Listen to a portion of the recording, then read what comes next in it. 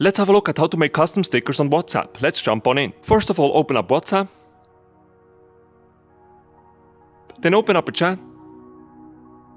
Then tap on the sticker icon at the bottom. Next, tap on the plus symbol. Now select the photo that you would like to use to make a sticker. WhatsApp then actually automatically turns this into a sticker for you. If you want to add some text to your sticker, you can tap on T here on top.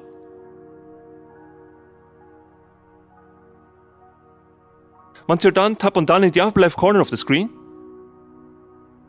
You can then move your text to the desired location, and you can also make it bigger or smaller. Simply use your fingers for that. And pinch with 2 fingers to change the size. And once you're happy with the result, tap on the blue Send button in the lower right corner of the screen. Once you send your sticker in the chat, your sticker will then also be automatically saved in your WhatsApp sticker list. So the next time when you open up your stickers by tapping on the sticker icon at the bottom, you will find the new sticker there that we just created.